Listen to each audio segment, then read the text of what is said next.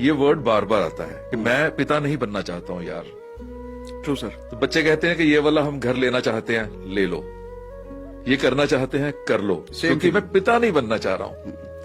पिता तब तक था जब बच्चे छोटे थे, अब बच्चे बड़े हो गए हैं ना, तो मैं पिता ही रहूंगा क्या? कोई ऐसा टीचर भी मिला? मैं जब नेटवर्क मार्केटिंग में आया था तो मेरे जो अपलाइन थे, सच बताऊं तो उन्होंने मुझे जिंदगी जीना सिखाया। मेरी जब शादी हुई थी ना, मैं थोड़ा अग्रेसिव नेचर का हूं, अभी भी हूं, उस समय तो और ज्यादा था।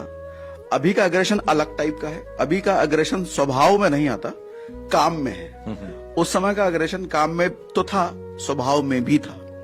तो जब नई शादी हुई थी तो हमारी और वाइफ के बनना थोड़ा कम था, काफी जगह पे होता है। साल भर तक हमारा रिलेशन ऐसा ही था, लेकिन जब से वो जिंदगी में आए ना, उन्होंने हस्बैंड और वाइफ के रिलेशन को हमें समझाया, मैनेज कर सकते हैं, रहते कैसे हैं, और ये प्रैक्टिकली सिखाया, बहुत सारी चीजें एग्जांपल्स के थ्रू, क्योंकि वो खुद भी ऐसे ही थे। अब आपने ये बात शुरू की है, एक दो एग्जांपल देनी पड़ेंगे यहाँ पर। हमने सिर्फ हेडलाइन नहीं बोलनी है, नीचे मजमून भी देना है। कोई एक एग्जांपल याद करके बताइए जो उन्होंने आपको सिखाया हो और हम अपने व्यूअर्स के साथ शेयर कर पाए। लड़ाई की सबसे बड़ी वजह होती है सर, अपनी एक एक्सपेक्टेशन बनाना किसी से, और उस एक्सपेक्टेशन का पूरा होना ही चाहिए सामने वाले से। जब एक्सपेक्टेशन पूरी नहीं होगी तो लड़ाई होगी। थोड़ा और एक्सप्लेन करेंगे एक्सपेक्टेशन को, थोड़ा सा और कोशिश कीजिए। अब हम हस्बैंड वाइफ के संदर्भ में अगर बात करें, हाँ जी, मैं ऑफिस से बाहर से आया, मैं थका हुआ हूं, मुझे डिस्टर्ब मत करो, थोड़ी देर अकेले बैठने दो। लेकिन उसकी एक्सपेक्टेशन है कि वो डिस्टर्ब ना करे, है ना? हाँ, मेरी एक्सपेक्टेशन है, मैं अगर मेल हूं, ऑफिस से आया हूं, थका हूं, मुझे डिस्टर्ब मत करो, थोड़ा बैठने दो आराम से। वाइफ की एक्सपेक्टेशन ये है, अच्छा आ गए, दिन भर में अकेले थी, अब मुझसे बात करेंगे, ये सही है ना? दोनों की एक्सपेक्टेशन अलग अलग।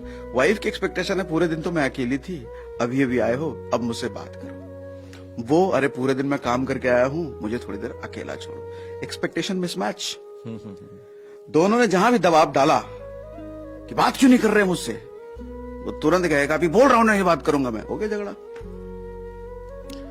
दोनों में से कोई एक हावी हो गया। उन्होंने मुझे ये समझाया कि औरतें होती कैसी हैं, मर्द होता कैसा है। भगवान ने दोनों को अलग बनाया है। औरतें हमेशा ही ये चाहती है कि मुझसे कोई बात करे। अगर मैं परेशानी में हूं तो मैं अपनी परेशानी किसी को सुनाऊं। स्पेशली अगर आप हस्बैंड हो तो पहला आदमी है जिसको औरत चाहेगी मैं अपनी परेशानी बताऊं, चाहे वो परेशानी इतनी ही क्यों ना हो कि मेरी पड़ोसी ने नई सैंडल ले आई है जो मुझसे थोड़ी सी ज्यादा अच्छी है, ये भी परेशानी है उसके लिए।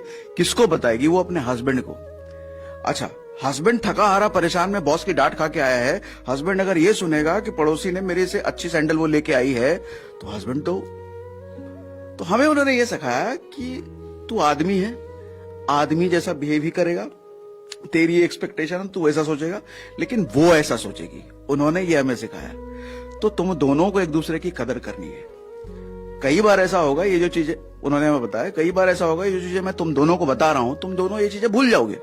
आदमी है, लेकिन दूसरे को समझना पड़ेगा। अगर आदमी ऑफिस से आया जी और उसके साथ कुछ हुआ, वो अगर झल्ला गया, गुस्से में आ गया, वाइफ का काम है सुन ले, बाद में उसको एहसास हो जाएगा।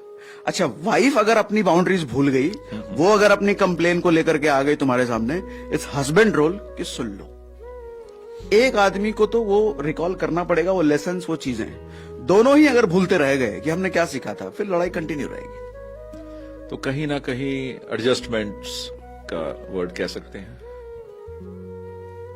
एडजस्टमेंट थोड़ा खराब वर्ड लग रहा है मुझे। एडजस्टमेंट से अच्छा मैं कहूंगा इसको समझ, रिश्तों की समझ, अपनी पत्नी या अपने पति की समझ, या पार्टनर की समझ, या भाई की समझ, लोगों की समझ। तो अगर हम इंग्लिश में बोल रहे हैं तो अंडरस्टैंडिंग है। अंडरस्टैंडिंग, यस, ये राइट वर्ड है। राइट वर्ड है कि दोनों की अंडरस्टैंडिंग से रिश्ता निभेगा, चाहे हस्बैंड वाइफ है, चाहे पेरेंट्स चिल्ड्रन है, राइट, है ना, चाहे ब्रदर सिस्टर है। अंडरस्टैंडिंग बहुत जरूरी है कि मैं आपकी कदर करूं, आप मेरी कदर करो। हाँ, स्पेशली जब फीमेल जिंदगी में आती है, या फीमेल के मेल जिंदगी में आता है, ये पहले सीखो कि मेल और फीमेल दोनों ही अलग प्रजाति है। दोनों की सोच अलग है, ख्वाहिशें अलग है, सब कुछ अलग है। हम जैसे लड़के लोग होते हैं, बचपन से दोस्तों यारों के बीच में पले बड़े, हाँ, सब कुछ एकदम समझ।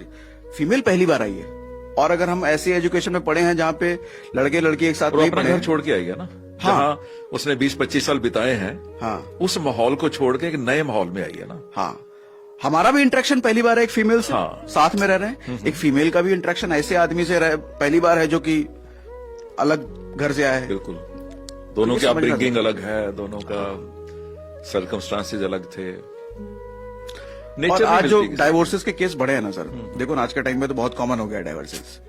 तो शायद मुझे लग रहा है ये समझना बहुत जरूरी है लोगों में कि आप अपनी वाइफ के जैसे नहीं हो।